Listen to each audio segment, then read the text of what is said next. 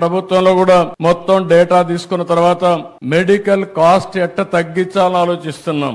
ఈ రోజు పేద కుటుంబాలన్నీ చితికిపోతున్నాయి. ఓసారి బాధేస్తుంది, ఓసారి ఒక్కొక్క పేషెంట్ కి 60 లక్షలు 70 లక్షలు కోటి రూపాయలు మెడికల్ బిల్లు వచ్చే పరిస్థితి వస్తా ఉంది. చాలా మంది ఆస్తులు అమ్ముకొని కూడా ప్రాణాలు కాపాడుకోవడానికి కష్టపడి ముందుకు పోయే పరిస్థితి వస్తున్నారు.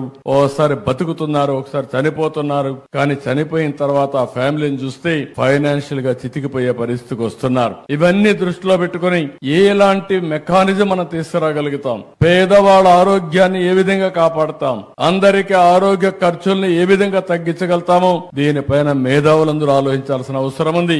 నేను కూడా ఆలోచిస్తున్నా.